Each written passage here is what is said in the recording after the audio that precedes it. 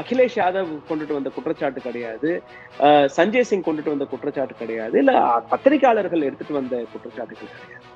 So உங்களுடைய அதிகாரிகள் ஆய்வு செய்து தெளிவாக ஒரு ரிப்போர்ட்டை கொடுத்துட்டு இருக்காங்க. அந்த ரிப்போர்ட் வந்த உடனே நீங்க அடுத்த நேரம் நீங்க எஃப்ஐஆர் போட்டிருக்கணும். அடுத்த நேரம் அவங்களை வந்து கைது செஞ்சிருக்கணும். இந்த கோவிலை கட்டுவதற்காக கிட்டத்தட்ட 3000 கோடி ரூபாய் கிரவுட் ஃபண்டிங் வழியாக அந்த 3000 கோடி ரூபாயிலும் ஏராளமான ஊழல் நடந்ததாக ஏராளமான குற்றச்சாட்டுகள் வந்தால் கூட எந்த விதமான ஆக்ஷனையும் இவர்கள் எடுத்து வைக்கவில்லை.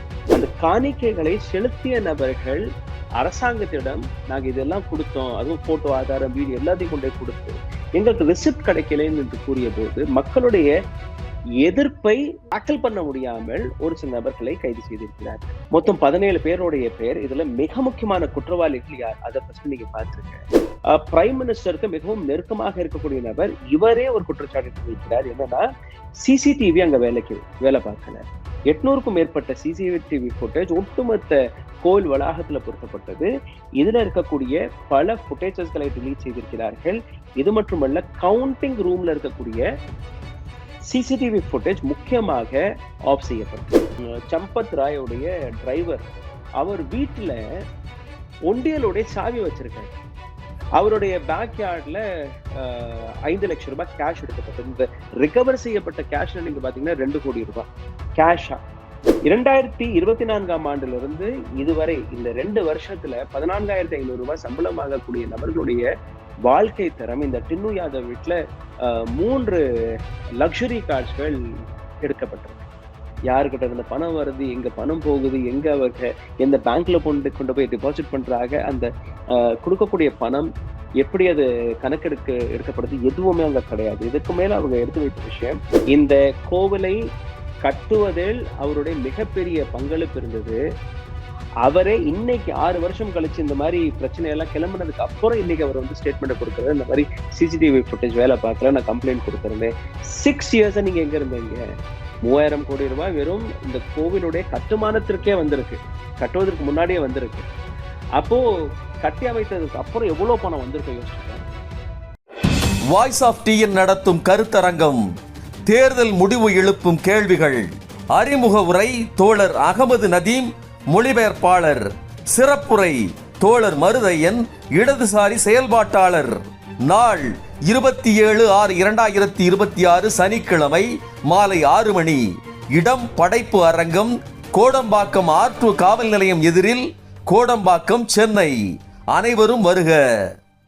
வணக்கம், இது அரண்சை, நான் ஹசீப். இன்று நம்மோடு பத்திரிகையாளர் ராகுல் இணைந்திருக்கின்றார், அவரை வரவேற்போம். வணக்கம். வணக்கம். இந்தியா முழுவதும் பல்வேறு இடங்கள்ல வெறுப்பு பிரச்சாரத்தை மேற்கொண்டு அதனுடைய விளைவாக பல கலவரங்கள் நடைபெற்று இறுதியாக 2019ஆம் ஆண்டு உச்சநீதிமன்றம் ஒரு சர்ச்சைக்குரிய தீர்ப்பை வழங்கி, அந்த தீர்ப்பின் அடிப்படையில ஏற்கனவே கிட்டத்தட்ட 500 ஆண்டுகளாக இருந்த ஒரு மசூதி அது ஏற்கனவே இடிக்கப்பட்டது. அந்த இடத்தில் கட்டப்பட்ட ஒரு கோவில், அதுதான் ராமர் கோவில். இந்த ராமர் கோயில் கட்டப்படுவது, அதை மேற்பார்வையிடுவது, இதற்காக உச்சநீதிமன்றம் ஒரு ட்ரஸ்ட்டை உருவாக்கணும்னு சொல்றாங்க. அந்த ட்ரஸ்ட் தான் பிரதமர் அவர்களால் நேரடியாக அறிவிக்கப்பட்டு 2020ஆம் ஆண்டு, என்னோட நினைவு சரியாக இருந்தா 2020ஆம் ஆண்டு பிப்ரவரி மாதத்துல அந்த ட்ரஸ்ட் அறிவிக்கிறாரு.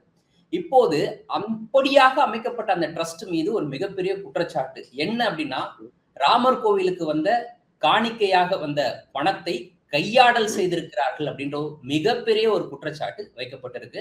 இந்த குற்றச்சாட்டு வைத்தது அப்படின்னு பாத்தீங்கன்னா உத்தரப்பிரதேச மாநிலத்தினுடைய எதிர்கட்சி தலைவர் அவங்க தரப்புல வைக்கப்பட்ட குற்றச்சாட்டுக்கு பிறகு மாநிலத்தினுடைய முதலமைச்சர் இது தொடர்பாக முதற்கட்ட விசாரணை நடத்துறதுக்கு ஒரு எஸ்ஐடியை ஃபார்ம் பண்றாரு. இன்னைக்கு அந்த எஸ்ஐடி ஆமாம், ராமர் கோவிலுடைய பணம் கையாடல் நடைபெற்றிருக்கின்றது என்பதற்கான முகாந்திரம் இருக்குதுன்னு சொல்லி கிட்டத்தட்ட 8 பேர் மீது வழக்கு பதிவு செய்து அவங்க கைதும் செய்யப்பட்டிருக்கிறாங்க. இவர்கள்ல பலர் அந்த ட்ரஸ்டை சேர்ந்தவங்க. நான் சொன்னல ஏற்கனவே பிரதமர் நரேந்திர மோடி அவர்களால் அமைக்கப்பட்ட கோவில் கட்டுமானம், கோவிலுடைய நிர்வாகம் தொடர்பாக மேற்பார்வையிடுவதற்காக அமைக்கப்பட்ட அந்த ட்ரஸ்டை சேர்ந்தவர்களும் இதில் அடக்கம். உண்மையிலே இந்த குற்றச்சாட்டை நீங்க முதல்ல எப்படி பார்க்கிறீங்க? இப்படிப்பட்ட ஒரு கையாடல் அப்படின்றது ராமர் கோவிலினுடைய அதற்காக மக்களால் அளிக்கப்பட்ட அந்த காணிக்கை, அதுல இந்த கையாடல் நடந்திருக்கு. இதை நீங்க எப்படி பார்க்கிறீங்க? சனாதனம், ஹிந்துசம், இந்த 2 வார்த்தைகளை வைத்து ஒரு அமைப்பு கடந்த 100 ஆண்டுகளாக இந்த நாட்டு மக்களை ஏமாற்றி வருகிறது. விஸ்வ ஹிந்து பரிஷத், பஜ்ரங் தள், பிஜேபி இது போன்ற ஏராளமான பெயர்களை வைத்து ஏராளமான மக்களை ஏமாற்றக்கூடிய ஒரு அமைப்பு. அந்த அமைப்புடைய ஒரு விங் தான் இந்த ராமர் கோவில் அயோத்தியா. இந்த கோவிலை கட்டுவதற்காக கிட்டத்தட்ட 3000 கோடி ரூபாய் கிரவுட் ஃபண்டிங் வழியாக பெறப்பட்டது. அந்த 3000 கோடி ரூபாயிலும் ஏராளமான ஊழல் நடந்ததாக ஏராளமான குற்றச்சாட்டுகள் வந்தால் கூட எந்த விதமான ஆக்ஷனையும் இவர்கள் எடுத்து வைக்கவில்லை. நீங்க சொன்னபடி ஒரு எஸ்ஐடி அமைக்கப்பட்டது. இந்த எஸ்ஐடி வழியாக ஒரு 17 நபர்களுடைய பெயரை எஸ்ஐடி வெளியிட்டிருக்கு. இந்த 17 நபர்களுடைய அந்த எஸ்ஐடி ரிப்போர்ட்டிற்காக ஒரு போட்டோ ஆப் 3 நாட்களுக்கு முன்பு பல செய்தி ஊடகங்கள் அந்த மாதிரி அதை அரசாங்கத்திற்கிட்ட அந்த டீம் ஒப்படைப்பதாக ஒரு ஃபைல் எல்லாம் காட்டினார். இந்த எஸ்ஐடி ரிப்போர்ட் வெளிவந்து 72 மணி நேரத்திற்கு பின்பு ஒரு எஃப்ஐஆர் போடப்பட்டது நேற்று. அதுவும் எதற்காகனா சஞ்சய் சிங் போன்ற நபர்கள், ஒட்டுமொத்த சோசியல் மீடியாவில் இருக்கக்கூடிய எங்கள் போன்ற இண்டிபெண்டன்ட் ஜேர்னலிஸ்ட், இதை தாண்டி பல்வேறு மக்கள் இந்த கேள்வி எடுத்து வைக்க தொடங்கினார்கள். இதையும் தாண்டி நீங்க பார்த்தீர்கள்னா இந்த காணிக்கைகளை செலுத்தினார்கள் இல்லையா, அந்த காணிக்கைகளை செலுத்திய நபர்கள் அரசாங்கத்திடம் நாங்க இதெல்லாம் கொடுத்தோம், அதுவும் போட்டோ ஆதாரம் வீடியோ எல்லாத்தையும் கொண்டே கொடுத்து எங்களுக்கு ரிசிப்ட் கிடைக்கலன்னு என்று கூறிய போது மக்களுடைய எதிர்ப்பை டாக்கிள் பண்ண முடியாமல் ஒரு சில நபர்களை கைது செய்திருக்கிறார்கள். மொத்தம் 17 பேருடைய பெயர். இதுல மிக முக்கியமான குற்றவாளிகள் யார் அதை ஃபர்ஸ்ட் நீங்க பாத்துருங்க. சம்பத் ராய், இந்த கோவிலுடைய ஒட்டுமொத்த கண்ட்ரோல் இவர் கையில தான் இருக்கு. டாக்டர் அனில் மிஸ்ரா, இவர் ஒரு ட்ரஸ்டி. மூன்றாவது கோபால் ராவ். இந்த 3 பேருடைய பெயர் மிக முக்கியமாக நீங்க பார்க்கணும். பிகாஸ் இந்த கோவிலுடைய கட்டுமான பணியாக இருக்கட்டும், இந்த கோவிலுடைய நிர்வாகமாக இருக்கட்டும், இந்த அனைத்துமே இந்த 3 நபர்கள் கையில் தான் இருக்கு. இந்த 3 பேருடைய பேரும் இந்த கைதானவர்களுடைய பட்டியல்ல இல்லை. ரமாசங்கர் யாதவ், அலைஸ் டின்னு வந்து சம்பக் ராயோடைய டிரைவர். இவர் வீட்டுலதான் அந்த ஒரு இடத்துல சாணிக்கு கீழே ஒரு பையில மறைக்க வைத்து 5 லட்சம் ரூபாய் கிடைத்தது. அனுகல்ப் Mishra, he is also not a trustee, not a member of the, he was just an employee. அங்க பணத்தை எண்ணக்கூடிய இடத்துல he was an employee.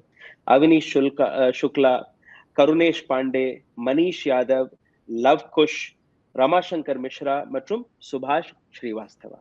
இந்த பட்டியலில் இருக்கக்கூடிய 8 பேரும் நீங்க பார்த்தீர்கள்னா இவர்கள் நிச்சயமாக திருடி இருக்கிறார்கள். இவர்கள் மீது குற்றச்சாட்டு இருந்தது. அந்த 17 நபர்கள்ல இவர்களோட பேர் இருந்தது. But I will show you one more list.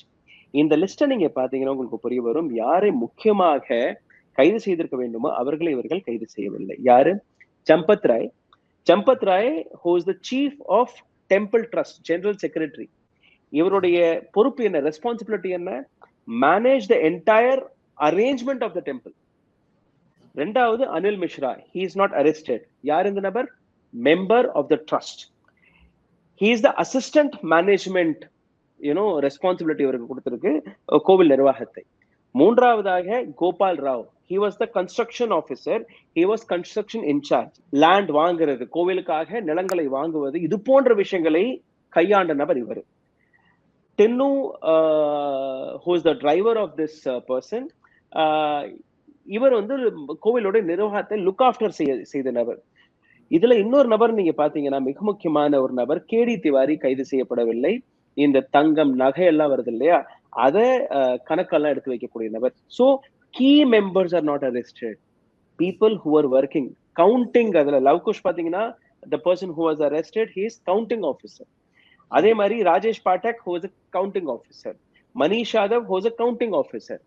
So top பொசிஷன்ல இருக்கக்கூடிய நபர்கள் யாருமே கைது செய்யப்படவில்லை. அதற்கான காரணம் என்ன? திருட்டு அப்படின்றது எப்படி நடைபெற்றது? எப்படியாக இவர்கள் இந்த கையாடல் நடவடிக்கையில ஈடுபட்டாங்க? 2020ஆம் ஆண்டுல இருந்தே இங்க திருடு நடக்கிறது. இந்த திருடு நடப்பதை பல முறை பல இடங்கள்ல சம்பக் ராய், இந்த கோவிலுடைய trust chief of this management, அவர்கிட்ட பல நபர்கள் கொண்டு போய் சொல்லியிருக்காங்க. ரெண்டாவது ஒரு ஆடிட் நடந்திருக்கு. அந்த ஆடிட் நடத்திய கம்பெனி அவர்களே ஏராளமான தில்லுமுள்ளுக்களை 2020ஆம் ஆண்டு எடுத்து வைத்திருக்கிறார்கள். இந்த ரிப்போர்ட் த ஹிந்துல வந்திருக்கு.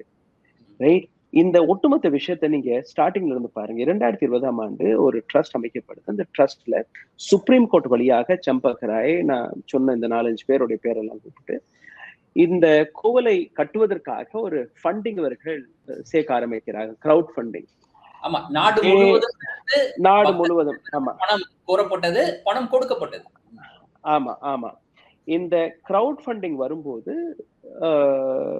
ஒரு ஒரு ஆடிட் செய்யப்படுது. அந்த ஆடிட்ல நீங்க பாத்தீங்கன்னா ரொம்பவே தெளிவாக அந்த ஆடிட்ல வெளிவந்த விஷயம். அந்த ஆடிட்டுக்கு முன்னாடி நீங்க பாருங்க, நிருபம் Mishra, who was the IAS officer, who was also a responsible person for this temple construction, prime மினிஸ்டருக்கு மிகவும் நெருக்கமாக இருக்கக்கூடிய நபர். இவரே ஒரு குற்றச்சாட்டு எடுத்து வைக்கிறார். என்னன்னா, சிசிடிவி அங்க வேலை பார்க்கல.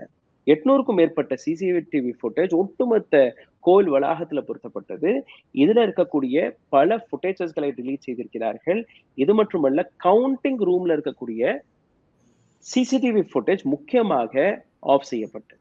150 நபர்களிடம் இந்த கேள்வி எல்லாம் கேட்கும் போது, டின்னுங்கிற நபர், அதாவது சம்பத் ராயோடைய டிரைவர், அவர் வீட்டுல ஒண்டியலுடைய சாவி வச்சிருக்காரு. தலைவரினுடைய ஓட்டுநருடைய வீட்டுல அந்த ஒண்டியலுடைய சாவி இருந்திருக்கு. அப்பவே அவரை கைது செய்திருக்கணுமா இல்லையா? அவருடைய பேக் யார்ட்ல 5 லட்சம் ரூபாய் கேஷ் எடுக்கப்பட்டது. இந்த ரிகவர் செய்யப்பட்ட கேஷ் நீங்க பாத்தீங்கன்னா 2 கோடி ரூபாய் கேஷா. 2024ஆம் ஆண்டுல இருந்து இதுவரை இந்த 2 வருஷத்துல 14,500 ரூபாய் சம்பளம் ஆகக்கூடிய நபர்களுடைய வாழ்க்கை தரம் இந்த டின்னு யாதவ் வீட்டுல 3 லக்ஸுரி கார்ஸ்கள் எடுக்கப்பட்டிருக்கு. ஒரு நபருடைய வீட்டுல நீங்க பாத்தீங்கன்னா ஒரு சாதாரண குடிசையில இருந்த நபர் இன்னைக்கு 3 மாடி 4 மாடி கட்டடம் கட்டி வீட்டுக்குள்ள லிஃப்ட் போட்டிருக்காரு. இன்னொரு நபருடைய நீங்க வருமானத்தை பாத்தீங்கன்னா, ஒரு ஹாஸ்டல், ஒரு கல்யாண மண்டபம், இன்னொரு ஹோட்டல் கட்டி வச்சிருக்காரு. SOP, ஸ்டாண்டர்ட் ஆபரேட்டிங் ப்ரொசீஜர், 6 வருஷத்துக்கு முன்னாடியே ஒரு SIT ப்ரோப் வெளிவந்தது. அந்த SIT ப்ரோப்ல ஆடிட் செய்ய போன அந்த ஃபர்ம் அவர்கள் எடுத்து வைத்த விஷயம், இந்த இடத்துல ஹைலி அன்ப்ரொஃபஷனல் நபர்கள் கையால இந்த பணத்தை அவர்கள் ஹேண்டில் செய்கிறார்கள். ஸ்டாண்டர்ட் ஆபரேஷன் ப்ரொசீஜர் SOP அங்க அந்த வழியில அங்க எதுவுமே நடக்கிறது இல்லை. 2வது, இந்த பிரைவேட் ஃபார்ம் எடுத்து வைத்த இன்னொரு சில விஷயங்கள், இங்க ஸ்ட்ரக்சரே கிடையாது. யாருக்கிட்ட இருந்த பணம் வருது, எங்க பணம் போகுது, எங்க அவங்க எந்த பேங்க்ல கொண்டு போய் டெபாசிட் பண்றாங்க, அந்த கொடுக்கக்கூடிய பணம் எப்படி அது எடுக்கப்படுது, எதுவுமே அங்க கிடையாது. இதுக்கு மேல அவங்க எடுத்து வைத்த விஷயம், serious concerns on jewellery records. நகைகளை கொண்டு போய் கொடுக்கும் போது அதற்கான ஒரு ரொம்ப பெரிய கன்சர்ன். ஸ்டாக் ரெஜிஸ்டர் அங்க கிடையாது, HR டிபார்ட்மெண்ட் கிடையாது, பேங்க் ரீகன்சிலியேஷன் கிடையாது, IT டேட்டா செக்யூரிட்டி ரொம்பவே வீக்கா இருந்திருக்கு, டேட்டா தெஃப்ட்கான சீரியஸ்னஸ் நிறையவே இருந்திருக்கு.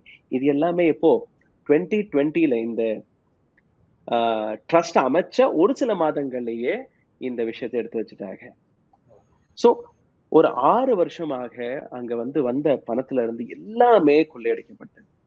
இந்த ட்ரஸ்ட் அமைத்த உடனேயே இப்படிப்பட்ட ஒரு குற்றச்சாட்டு வைக்கப்பட்ட உடன், அல்லது இப்படிப்பட்ட ஒரு தகவல் வெளியில வந்த உடனேயே ஒன்றிய அரசு குறிப்பா, ஏன்னா இந்த ட்ரஸ்ட்டை உருவாக்க வேண்டும் என்று உத்தரவு போட்டது உச்ச நீதிமன்றம், அந்த ட்ரஸ்டை அமைத்தது ஒன்றிய அரசு. இப்ப இவர்கள் எல்லாம் விழித்துக்கொண்டு, குறிப்பாக ஒன்றிய அரசு விழித்துக்கொண்டு, பிரதமர் நரேந்திர மோடி அவர்கள் விழித்துக்கொண்டு இதை சரியா கண்காணித்திருக்க வேண்டிய தேவை இருக்கிறதா இல்லையா? Nirupendra Mishra, who was an IAS officer, who was in the government, who was a very, very close aide of Narendra Modi, இந்த கோவிலை கட்டுவதில் அவருடைய மிகப்பெரிய பங்களிப்பு இருந்தது. அவரே இன்னைக்கு 6 வருஷம் கழிச்சு இந்த மாதிரி பிரச்சனை எல்லாம் கிளம்பினதுக்கு அப்புறம் இன்னைக்கு அவர் ஸ்டேட்மெண்ட் கொடுக்குறாரு, இந்த மாதிரி சிசிடிவி ஃபுட்டேஜ் வேலை பார்க்கல, நான் கம்ப்ளைண்ட் கொடுத்திருந்தேன். 6 இயர்ஸா நீங்க எங்க இருந்தீங்க? சோ இது நரேந்திர மோடியோட காதுகளுக்கு போயிருக்காங்க. A person who's meeting you every day, அங்க நடக்கக்கூடிய விஷயம் எல்லாமே நரேந்திர மோடி காதுகளுக்கு போயிருக்குமா இல்லையா? சம்பத் ராய் யாரு? He is an RSS cadre. அப்ப அங்க இந்த விஷயங்கள் தெரிஞ்சிருக்காதா?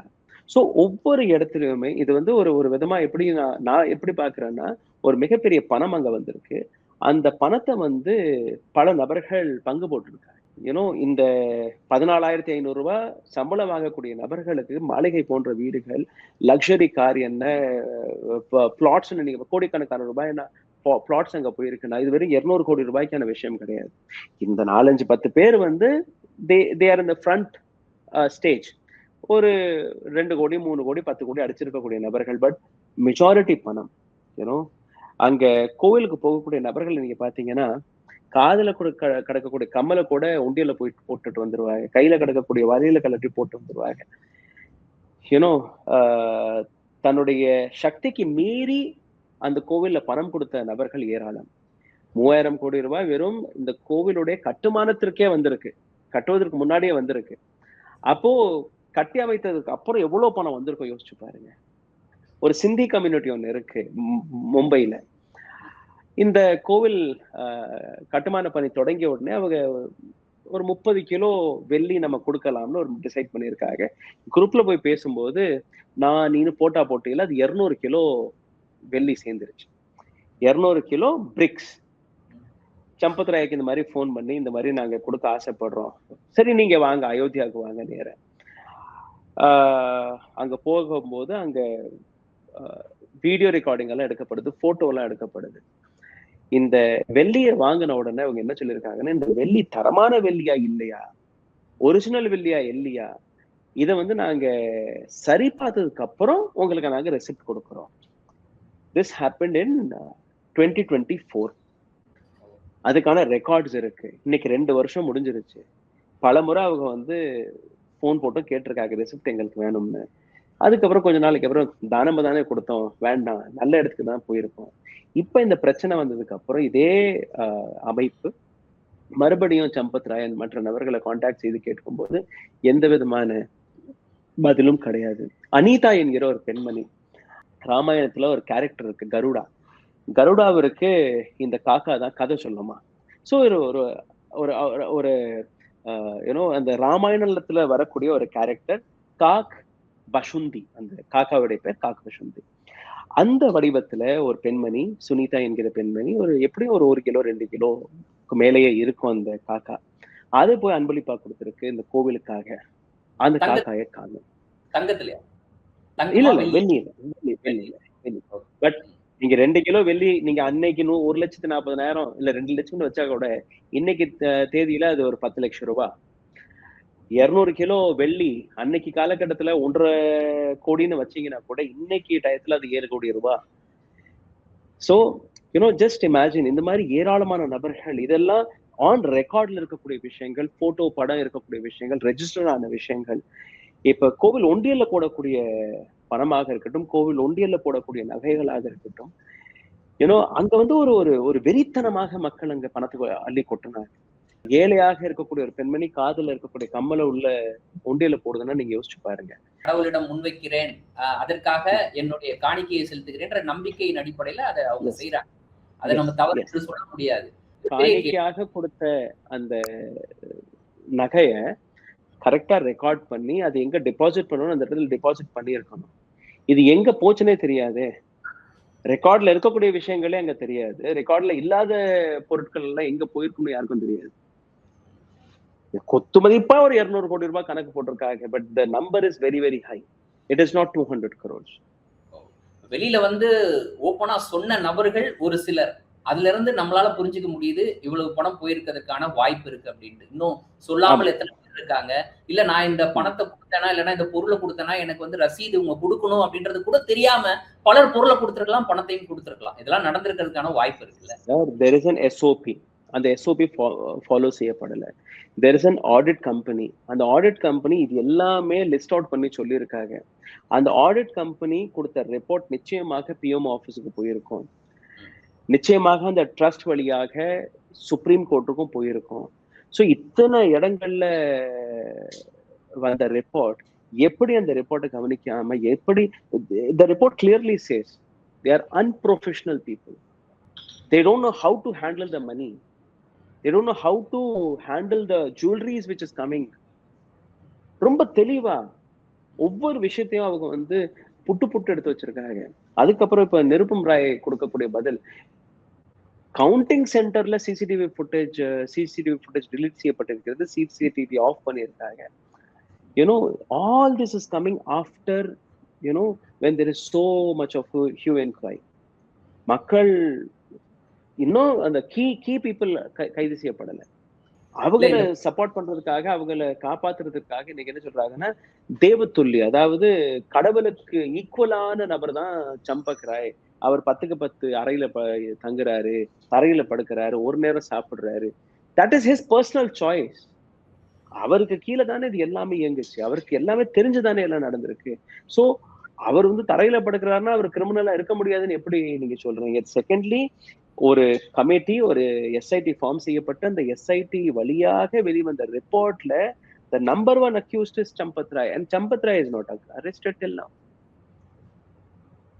அரெஸ்ட் ஆன நபர்கள் எல்லாருமே வேலைக்கு சேர்ந்த நபர்கள், அவர்களும் பணத்தை அடிச்சிருக்காங்க. பட் கீழே இருக்கக்கூடிய நபர்கள், they are not the mastermind of this. 10 பேர் கள வாங்கும் போது 11வது பேர் இவரும் இருந்திருக்காரு அந்த இடத்துல. அவங்களுக்கு 10 கோடி ரூபாய் கிடைக்கும் போது இவங்களுக்கு ஒரு 50 லட்சம் ரூபாய் கிடைச்சிருக்கும்.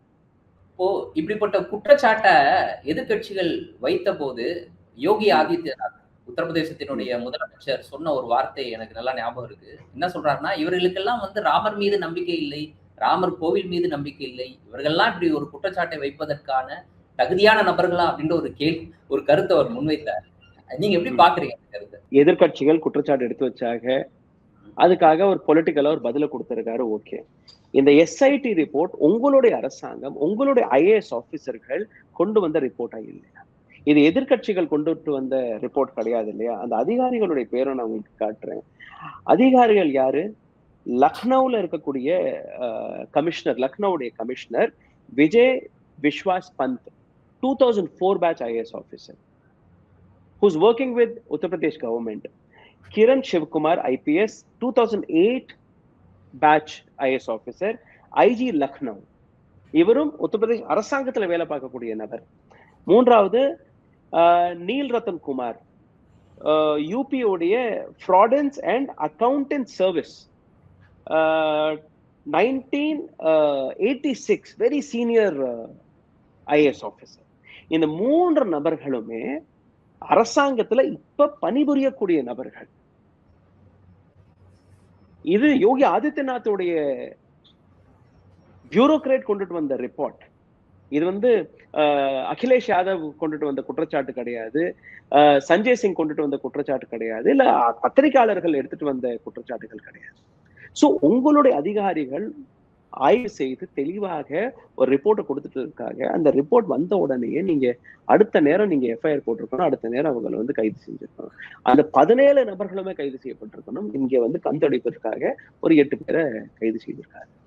இது கண்துடைப்பு தான். நீங்க பாத்தீங்கன்னா இன்னும் ஒரு சில நாட்கள்ல அவங்க வெளியில வந்துருவாங்க. பாஜகவை பொறுத்த வரைக்கும் கடந்த ஒரு 50-60 ஆண்டுகளாக அவருடைய அரசியல் மையமாக இருந்த இடம் ராம் ஜென்மபூமி.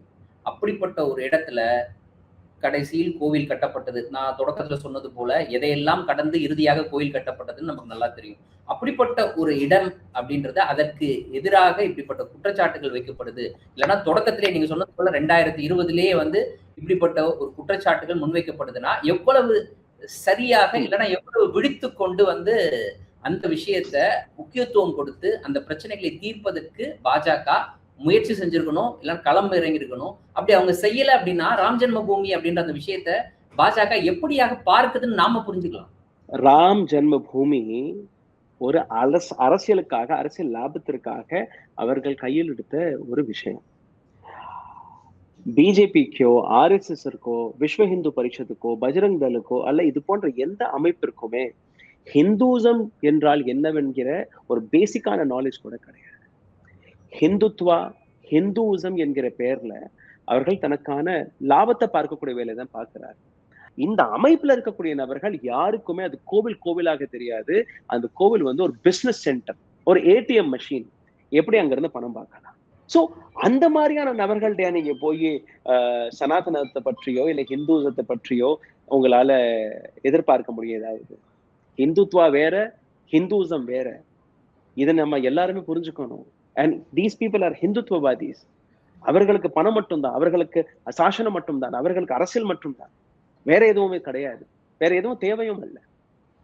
இங்க மக்கள் ஏமாற்றப்பட்டு இருக்கிறார்கள், மக்களோட நம்பிக்கை இங்க சிதைக்கப்பட்டிருக்கு. அப்ப இந்த 17 பேர், இதை தாண்டி வேற யாரெல்லாம் இருக்கிறார்களோ அவர்களும் இன்வெஸ்டிகேஷன்ல கொண்டுட்டு வந்து அவர்களை உடனடியாக கைது செய்யணும். இவர்கள் கையில் இருக்கக்கூடிய சொத்துக்களை ரெக்கவர் செய்து இதற்கப்புறம் இந்த மாதிரி தவறு நடக்கக்கூடாது என்கிற விஷயத்தை அயோத்தியாவில் இருக்கக்கூடிய கோவில் நிர்வாகம், அதர் சுப்ரீம் கோர்ட், சீனியர் நீதிபதிகளுடைய தலைமையில ஒரு கமிட்டி ஃபார்ம் செய்து இதற்கப்புறம் எப்பவுமே இது மாதிரியான தவறுகள் நடக்கக்கூடாது, ஒரு டிரான்ஸ்பரண்டான முறையில அந்த கோவில் நடக்கணும். இந்த வழியில போனால் மட்டும்தான் இதை சரிபார்க்க முடியும், இல்லைன்னா எதுவுமே பண்ண முடியாது. And you cannot trust BJP on this. You cannot trust any supporting society of RSS, or you cannot trust these people.